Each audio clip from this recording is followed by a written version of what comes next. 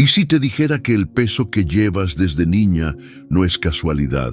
Una mujer murió en un hospital y Jesús le reveló por qué las hijas primogénitas cargan tanto y por qué el cielo las ve de una manera que nadie más ve. Mi nombre es Gabriela Fernanda Morales Reyes. Tengo 75 años y vivo en Toronto, Canadá, desde hace más de 40 años. Llegué aquí siendo una joven madre soltera con 2 hijas pequeñas, huyendo de una vida de pobreza en Guadalajara, Jalisco, buscando un futuro mejor para mis niñas. Lo que nunca imaginé es que años después, en esta misma ciudad donde construí mi vida, moriría en una camilla de hospital, y Jesús me mostraría algo que cambiaría para siempre todo lo que yo creía saber sobre ser hija primogénita. Necesito contarte esto porque lo que Jesús me reveló ese día no es solo para mí. Es para cada hija mayor que alguna vez sintió el peso aplastante de haber nacido primero. Para cada mujer que creció siendo la mamá de sus hermanos antes de tener la oportunidad de ser niña. Para todas las que cargaron responsabilidades que nunca pidieron y guardaron silencio porque así les enseñaron que debía ser. Nací en 1950 en un rancho pequeño cerca de Guadalajara. Era la primera hija de una familia que después tendría 7 hijos más. Mi mamá se llamaba María del Carmen y mi papá era jornalero. Trabajaba en el campo de sol a sol ganando apenas lo suficiente para medio comer. Desde que tengo memoria, yo era la que cuidaba a mis hermanos menores.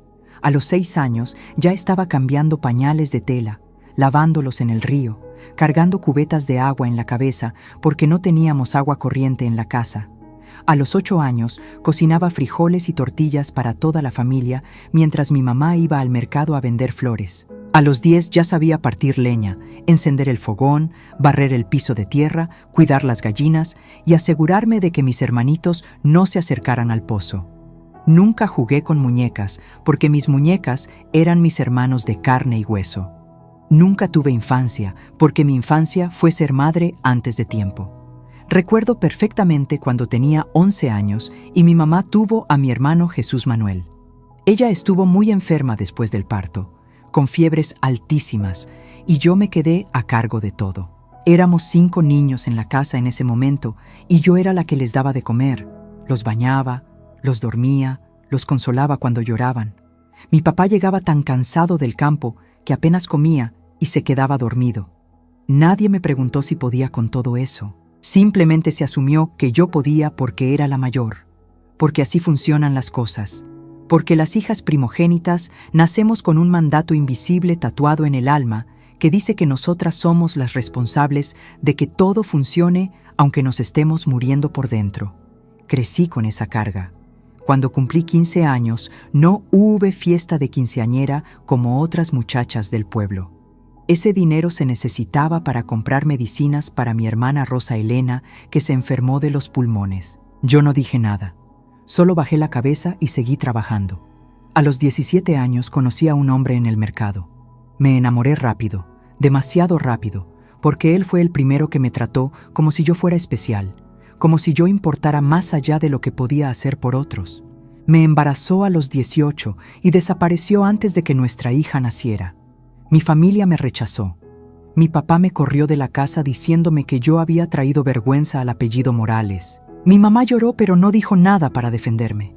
Mis hermanos menores, esos que yo crié como si fueran míos, me miraron con decepción. Me fui a vivir con una tía en la ciudad que me dio un cuarto pequeño a cambio de que le ayudara con sus hijos. Así que seguí siendo niñera.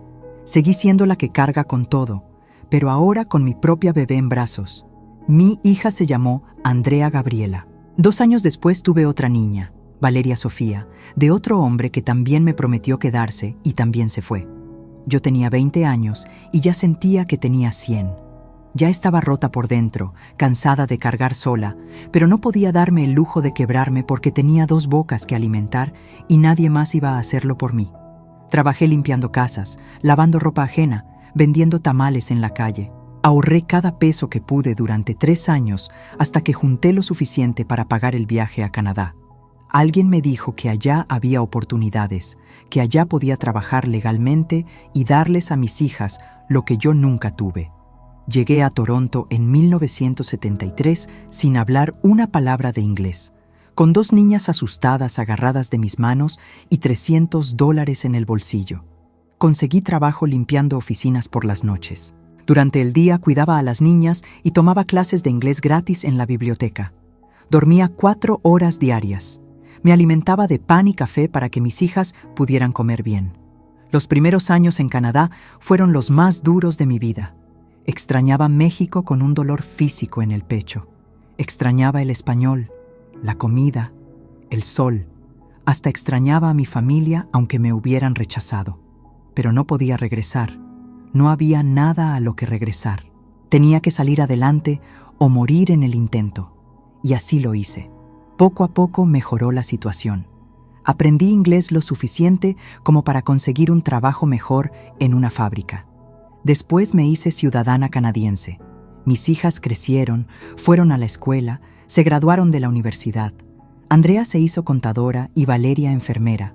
Las 2 se casaron con buenos hombres, me dieron nietos hermosos. Yo me sentía orgullosa de haberlas sacado adelante sola, de haberles dado una vida que yo nunca soñé tener. Pero algo dentro de mí nunca sanó. Esa sensación de estar siempre en modo de sobrevivencia nunca se fue. Aunque las cosas mejoraron económicamente, yo seguía siendo la que cargaba todo. Cuando Andrea tuvo problemas en su matrimonio, yo fui la que la aconsejó, la que cuidó a sus hijos mientras ella iba a terapia. Cuando Valeria tuvo depresión posparto con su 3er bebé, yo me mudé a su casa durante 2 meses para ayudarla. Cuando mi hermana Socorro en México se enfermó de cáncer, yo fui la que envió dinero cada mes para sus tratamientos, aunque eso significara que yo no pudiera jubilarme cuando quería. Siempre era yo, siempre la mayor, siempre la fuerte, siempre la que no puede quebrarse, porque si yo me quiebro, todo se desmorona. Con los años desarrollé ansiedad crónica. Me despertaba en las madrugadas con el corazón acelerado, pensando en todo lo que tenía que resolver, en todos los que dependían de mí. Tomaba pastillas para dormir, tomaba pastillas para la presión, tomaba pastillas para el dolor de cabeza constante. Los doctores me decían que necesitaba descansar, bajar el estrés, pero ¿cómo iba a hacer eso si había tanta gente que me necesitaba? Yo no sabía decir que no, no sabía poner límites, no sabía cuidarme a mí misma porque toda mi vida me enseñaron que mi valor estaba en cuánto podía dar, en cuánto podía aguantar, en cuánto podía sacrificarme por otros. Hace 2 años empecé a sentirme mal, mucho cansancio, dolores en el cuerpo, mareos. Fui al doctor y me hicieron estudios. Resultó que tenía problemas del corazón, las arterias bloqueadas, presión alta descontrolada. El cardiólogo me dijo que necesitaba cambiar mi estilo de vida o iba a terminar con un infarto. Le dije que sí, que iba a cuidarme más, pero la verdad es que no cambié nada. Seguí haciendo todo lo que siempre hice. Seguí siendo la roca de la familia. Seguí fingiendo que estaba bien cuando no lo estaba. Entonces llegó ese día. Un día común y corriente, sin nada especial. Me levanté temprano como siempre.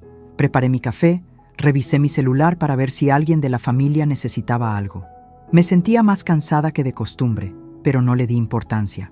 Iba a salir a hacer el súper cuando de repente sentí un dolor tremendo en el pecho, como si alguien me estuviera apretando el corazón con una mano gigante. No podía respirar. Las piernas se me doblaron y caí al piso de la cocina. Alcancé a gritar y mi vecina, que gracias a Dios estaba afuera regando sus plantas, me escuchó y llamó a la ambulancia. Lo siguiente que recuerdo es estar en el hospital, rodeada de doctores y enfermeras que hablaban rápido en inglés, conectándome cables, poniendo sueros.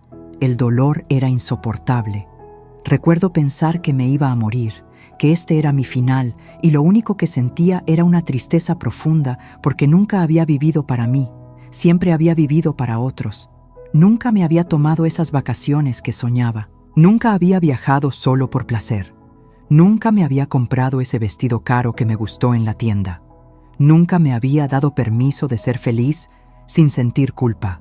Y ahora se me acababa el tiempo y ya no iba a poder hacer nada de eso. Entonces, todo se puso oscuro. Sentí que me estaba hundiendo en un túnel negro y frío.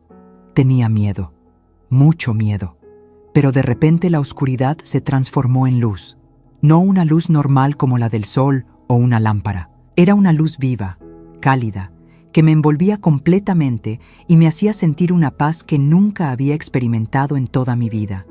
Ya no había dolor, ya no había miedo, solo esa paz inmensa que me llenaba todo el ser. Y entonces lo vi. Vi a Jesús parado frente a mí. No puedo explicarte cómo supe que era Él. No se parecía a las imágenes que yo había visto en las iglesias o en las estampitas. No tenía barba larga ni túnica blanca. Pero yo sabía que era Él de la misma forma en que sabes que estás respirando, de la misma forma en que sabes tu propio nombre. Era un conocimiento que venía desde lo más profundo de mi alma. Sus ojos me miraban con un amor tan puro, tan completo, que empecé a llorar sin poder parar. Porque en esos ojos yo vi cada lágrima que había derramado en secreto, cada vez que me acosté con hambre para que mis hijas comieran, cada vez que sonreí cuando quería gritar, cada vez que dije que estaba bien cuando me estaba muriendo por dentro. Jesús no dijo hola ni me preguntó cómo estaba. Él simplemente me dijo con una voz que era como música y trueno al mismo tiempo: Gabriela, ¿sabes por qué ser hija primogénita ha sido tan pesado para ti? Y ahí me quebré completamente, porque en 75 años de vida, nadie, absolutamente nadie, me había hecho esa pregunta. Nadie había reconocido que lo que yo cargaba era pesado. Todos simplemente asumían que yo era fuerte, que yo podía con todo, que para eso estaba yo ahí. Pero nadie se detuvo a preguntarme si me estaba ahogando bajo ese peso. Le dije a Jesús entre sollozos que sí, que sabía que había sido pesado. Le conté todo. Le conté cómo desde los 6 años yo era mamá de mis hermanos. Le conté cómo sacrifiqué mi educación, mis sueños, mi juventud para que ellos pudieran tener algo mejor. Le conté cómo me fui de México rechazada y sola con 2 bebés en brazos. Le conté cómo trabajé hasta el cansancio extremo durante décadas para darles una vida digna. Le conté cómo incluso ahora de adulta mayor, yo seguía siendo la que resolvía los problemas de todos. Le conté que estaba cansada, tan cansada que a veces deseaba desaparecer solo para poder descansar. Jesús me escuchó sin interrumpir, y cuando terminé, Él simplemente asintió como si hubiera estado ahí viéndolo todo, como si hubiera contado cada lágrima que derramé cuando nadie me veía. Entonces me dijo algo que hizo temblar mi alma entera. Me dijo: Gabriela, no fuiste colocada de primera por accidente. Fuiste posicionada de primera con un propósito, y necesito que entiendas lo que eso significa antes de que regreses. ¿Regresar?, pregunté confundida. Pero estoy muerta. ¿Cómo voy a regresar? Jesús no respondió esa pregunta directamente. En lugar de eso empezó a mostrarme cosas. No era como ver una película. Era como si Él estuviera poniendo conocimiento directamente en mi espíritu, abriendo mis ojos para ver verdades que siempre estuvieron ahí, pero que yo nunca había tenido las palabras para entender. Me mostró el jardín del Edén primero, y me dijo: ¿ves el patrón, Gabriela? Desde el principio mismo, el enemigo ha atacado lo que viene primero. Caín fue el primogénito de toda la humanidad. Y el enemigo le susurró al oído. Plantó semillas de celos, lo hizo sentir que no era suficiente, que su ofrenda no valía, que Dios prefería a su hermano menor.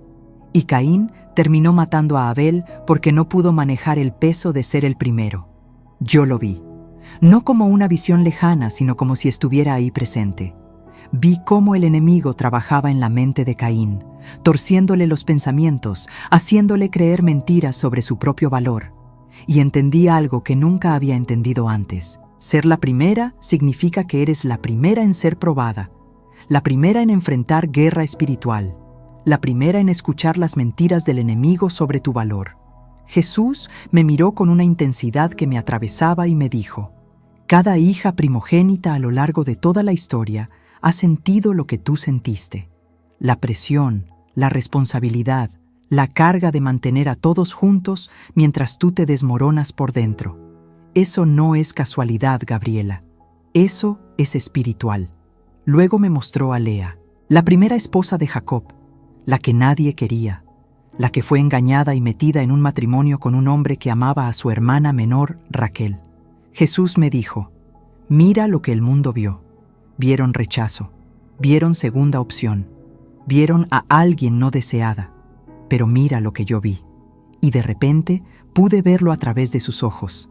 Lea no fue rechazada por Dios. Lea fue escogida por Dios. En Génesis 29:31 dice que cuando el Señor vio que Lea no era amada, abrió su matriz. Y a través de Lea, no de Raquel, vino Judá, la tribu de reyes, el linaje que eventualmente llevaría al mismo Jesús. Jesús me dijo: la hija primogénita rechazada se convirtió en la raíz de la redención Gabriela, porque yo no escojo a las que tienen reflectores, yo escojo a las que se rinden. No escojo a las favoritas, escojo a las fieles.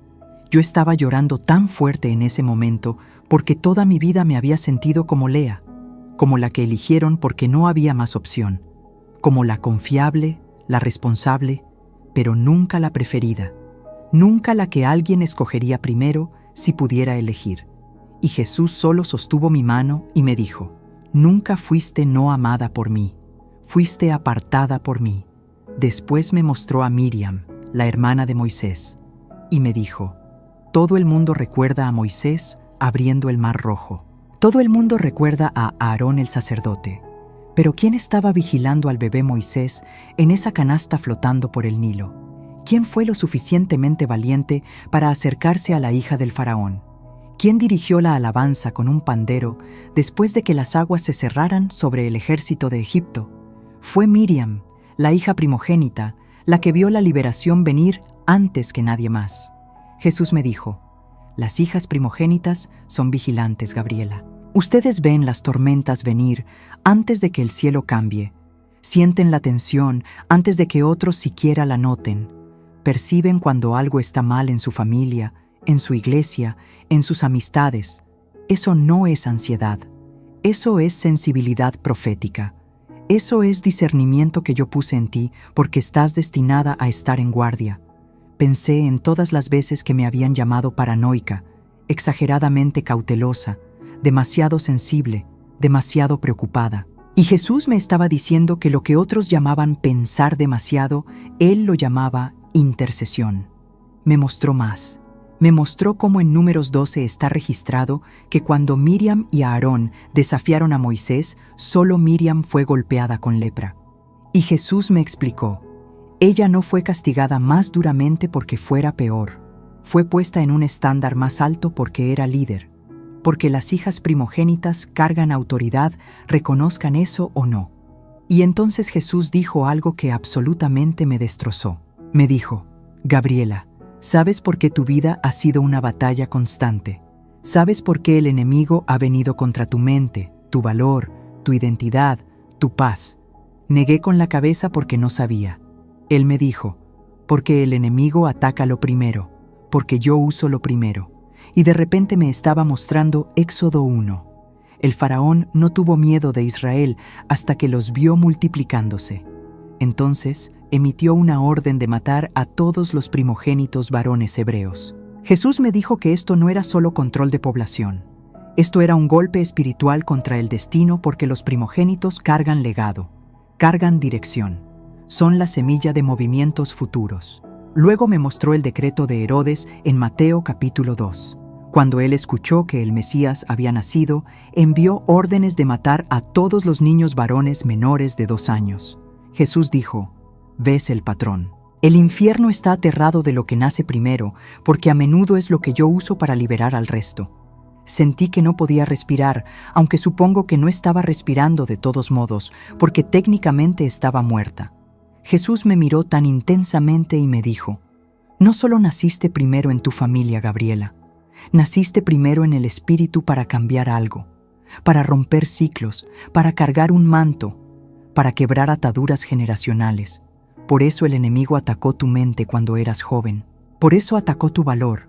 Por eso trató de destruir tu identidad antes de que siquiera entendieras que tenías una. Pensé en mi infancia, en la depresión que me golpeó a los 12 años, en la ansiedad que me persiguió en mi adolescencia, en el sentimiento constante de que no era suficiente, en la voz que me decía que era una carga, en la vergüenza que cargaba por necesitar ayuda. Y Jesús me dijo: esos no eran solo problemas de salud mental, esos eran ataques espirituales. Si no fueras una amenaza, El enemigo no te habría atacado así. Entonces me mostró algo sobre su propia vida. Y aquí fue donde realmente me derrumbé. Jesús me dijo: Gabriela, yo soy llamado el primogénito sobre toda la creación en Colosenses 1:15, el primogénito de entre los muertos en Apocalipsis 1:5, el primogénito entre muchos hermanos en Romanos 8:29. ¿Sabes lo que eso significa? No lo sabía. Había leído esos versículos antes, pero nunca los había entendido realmente. Él me dijo: significa que yo caminé el camino del primogénito antes que tú. Entiendo el peso que cargas.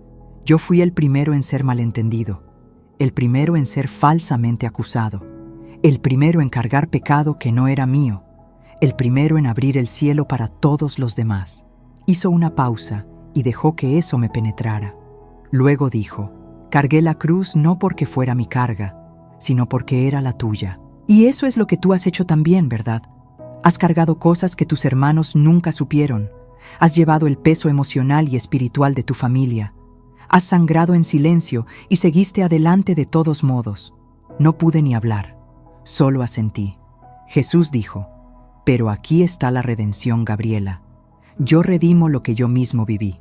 Tu rol como hija primogénita no es una maldición, no es un error, es un llamado, y en mí se llena de gracia. Me citó Hebreos 12:23 sobre cómo hemos llegado a la congregación de los primogénitos que están inscritos en los cielos, y me dijo: hay un lugar para ti, un reconocimiento, un honor que el cielo da a las que cargaron más que la mayoría. Le pregunté: ¿por qué? ¿Por qué tiene que ser así? ¿Por qué las hijas primogénitas tienen que cargar tanto? Y Jesús me mostró algo sobre herencia. Me mostró cómo en el Antiguo Testamento el hijo primogénito recibía una doble porción no solo de riqueza, sino de herencia, influencia e impacto. Me dijo que ese mismo principio se aplica espiritualmente a las hijas primogénitas. Ustedes cargan una doble porción de discernimiento, influencia e intercesión. Tus oraciones golpean diferente, Gabriela. Tu presencia trae paz aunque no te des cuenta. La gente viene a ti cuando se están desmoronando, porque sepas o no, has estado intercediendo por años. Entonces Jesús me mostró todas las veces que oré con lágrimas, todas las veces que rompí ciclos diciendo no a la disfunción, todas las veces que me alejé de la comodidad para obedecer a Dios. Y me dijo: cada uno de esos momentos estabas ejerciendo autoridad espiritual. Eres una guardiana de puerta. Cambias atmósferas, rompes cadenas con tus oraciones. Me mostró a María Magdalena cómo ella fue la primera en verlo resucitado, la primera en llevar el mensaje de que él estaba vivo. Jesús me dijo: confié en una mujer, no en un discípulo, no en un sacerdote, para proclamar resurrección al mundo. Eso es lo que hago con mis hijas. No solo las sano, las comisiono. Luego Jesús me mostró por qué mi vida había sido tan difícil específicamente. Me mostró a Dina, la hija de Jacob y Lea. Su historia es trágica. Fue violada, silenciada. Sus hermanos reaccionaron con rabia. Su padre casi no dijo nada. Su voz perdida en las escrituras. Pero Jesús dijo que su dolor fue registrado. No lo edité. ¿Sabes por qué? Porque yo no desperdicio el dolor, especialmente el dolor de la primera. Me dijo que el enemigo a menudo ataca a la hija primogénita porque ella carga una semilla que amenaza al infierno. Me dijo: eres una amenaza, Gabriela. Eres una constructora. Eres una restauradora de lugares largamente devastados. Me citó Isaías 58:12 sobre ser reparadora de brechas, restauradora de calzadas para habitar. Y me dijo: a veces eso significa que eres la primera en caminar a través de los escombros, pero también significa que eres la primera en plantar de nuevo. Jesús me mostró a Débora después, una de las más grandes líderes en Israel, una guerrera, una profetisa, una jueza. Y cuando Barak tuvo demasiado miedo para dar un paso adelante, Débora no dudó. Jesús me dijo: ese es el manto de un espíritu primogénito. Entras en lugares de los que otros huyen, cargas peso que otros ignoran, reconstruyes lo que otros abandonaron. Le pregunté sobre todo el dolor, toda la quebradura, ¿Por qué Dios lo permitió? Jesús me dijo, tu trauma no te descalifica, te equipa. Tu quebradura no es tu final, es tu plano. Porque la primera en ser quebrada, a menudo es la primera en ser reconstruida. Y cuando yo reconstruyo a través de ti, construyo algo que las generaciones nunca olvidarán. Me mostró a la hija de Jefté. Su nombre ni siquiera está dado en las Escrituras, pero su sacrificio es eterno. Después de que su padre hizo un voto imprudente, ella se convirtió en el precio de su victoria. Y cuando escuchó lo que él había prometido, ella dijo, Padre mío, si has dado tu palabra al Señor, haz conmigo como has prometido. Jesús me dijo, eso no es debilidad, eso es devoción. Las hijas primogénitas a menudo cargan el costo de las victorias de otros, sacrifican en silencio, renuncian a sueños para que otros puedan tener éxito, mantienen la línea mientras otros disfrutan de bendiciones, pero no confundas sacrificio con insignificancia. Me dijo que su rendición reflejaba la suya propia como el primogénito de toda la creación que entregó su vida por causa de la voluntad del Padre. Entonces Jesús me mostró a Ana, cómo ella lloró y oró e hizo un voto. Y cuando Dios le dio a Samuel, ella lo devolvió. Jesús me dijo, ese es el patrón. El primero le pertenece a Dios. Por eso los primogénitos fueron consagrados en Éxodo. Por eso los primeros frutos fueron ofrecidos. Por eso yo tomo lo que viene primero y lo marco como mío. Me miró tan seriamente y me dijo, naciste primera no para ser una carga, sino para ser dedicada, para marcar el tono, para dar forma a la familia, para abrir puertas espirituales que estaban selladas. Me di cuenta de que estaba llorando de nuevo porque toda mi vida sentí que la carga era un castigo, como si hubiera hecho algo mal para merecer cargar tanto. Pero Jesús me estaba diciendo que era a propósito. Me dijo, si has sentido como que tu vida ha sido una ofrenda constante, si parece que tu historia está llena de cosas que tuviste que soltar, de las que tuviste que alejarte o renunciar, es porque estás caminando en un patrón profético. Me mostró a la viuda en 1 de Reyes 17. Ella solo tenía un puñado de harina y un poco de aceite, pero le dio su primera torta al profeta Elías, y la tinaja nunca se secó. Jesús me dijo, cuando ofreces tu primero, yo respondo con desbordamiento. Entonces dijo algo que nunca olvidaré. Me dijo, Gabriela, puede que no tengas una plataforma, puede que no tengas aplausos, pero tienes un patrón del cielo. Y cuando veo eso en ti, libero cosas a través de ti que te sobrevivirán.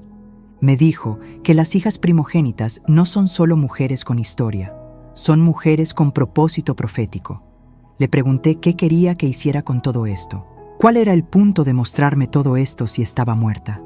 Y Jesús sonrió. Realmente me sonrió. Y me dijo, no te estás quedando aquí, Gabriela. Vas a regresar.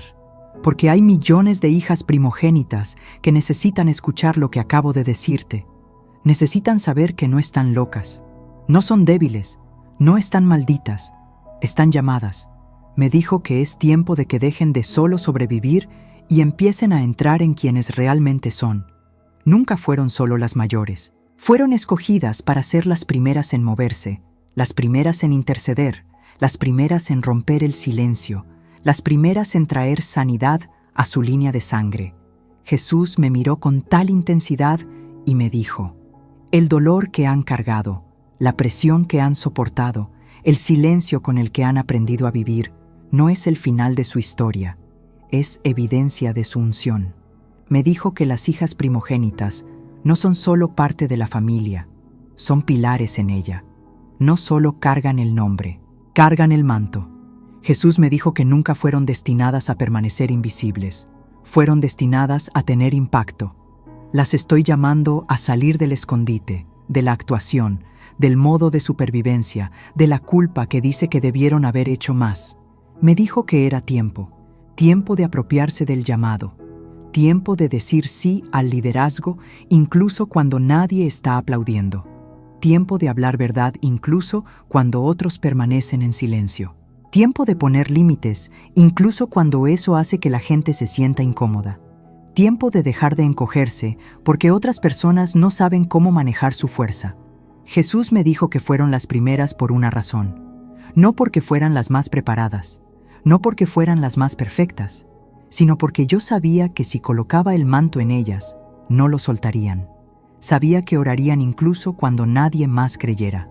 Sabía que protegerían incluso cuando necesitaran protección. Sabía que seguirían de pie incluso cuando todos los demás se fueran.